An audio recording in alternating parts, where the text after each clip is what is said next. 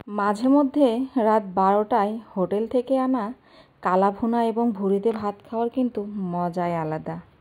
তো এটা অনেক আগের ভিডিও ছিল, সাবার পাপা যখন বাসায় ছিল তখনকার ভিডিও ছিল।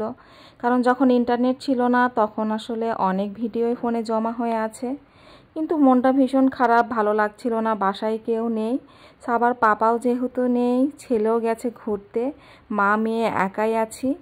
এই জন্য তেমন কিছু রান্নাবান্নাও হচ্ছে না, একটা রান্না করেই সারাদিন খাচ্ছি। মানে যা হয় ছেলে মানুষ বাসায় না থাকলে। আর ওকে এখন মিসও করছে অনেক, কারণ ও বাসায় থাকলে অনেক কিছু রান্না করতে হয়, কিন্তু এখন মনে হচ্ছে কার জন্য রান্না করব, একটা রান্না করলেই তো অনেক দিন চলে যাচ্ছে। তো এখানে হচ্ছে এই তো কালা ভুনা আর হচ্ছে গরুর ভুড়ি, এটা হচ্ছে এনেছে। এইটা দিয়ে ভাত খেতে কী যে মজা লাগে। তা আজকে হচ্ছে এটা দিয়ে ভাত খেয়েছিলাম সেদিন। তো এটা যেহেতু কয়েকদিন আগের, মনে যখন ইন্টারনেট ছিল না তখনকার ভিডিও ছিল এটা।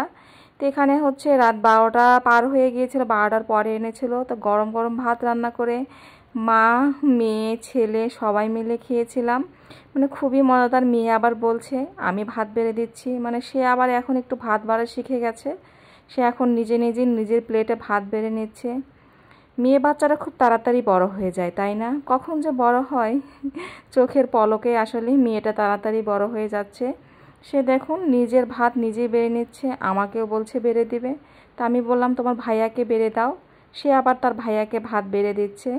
আসলে মেয়েরা এরকম সংসারের কাজ টুকিটাকি করতেই চায়, ভাত বেড়ে দেওয়া, কাউকে তরকারি উঠিয়ে দেওয়া, মানে বিছানা টাছানা সাথে মা যেমন যা যা করে বাসার ভিতর দেখে সেটাই ফলো করে সেটাই করার চেষ্টা করা। এটাই হচ্ছে মেয়ে বাচ্চাদের, এরকমই আসলে হয়। সবসময় যেহেতু মায়ের সাথেই থাকে, মারা যাই করে তাই ওরকমই ফলো করে।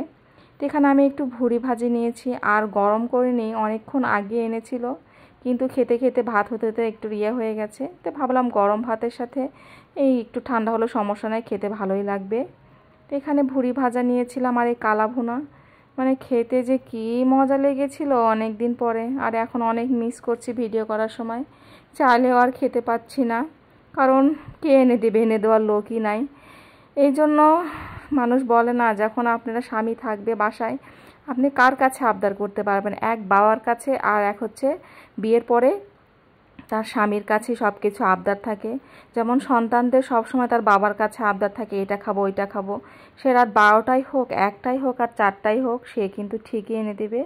বউয়েরাও ঠিক ঠিক তাই, তার হাজবেন্ডের কাছে আবদার থাকে যে রাত এটাই খাবো এটা খাবো। তারা কিন্তু যথাসাধ্য চেষ্টা করে তাদের আশাগুলো স্বপ্নগুলো পূরণ করা, তাদের কি খেতে ইচ্ছা করে সেগুলো পূরণ করা। তো সে আমাদের জন্য এনেছিল, আমরা তো অনেক হ্যাপি, অনেক মজা নিয়ে খাচ্ছিলাম। সবাই ভালো থাকবেন, সবাই ওর জন্য দোয়া করবেন। আল্লাহ হাফেজ।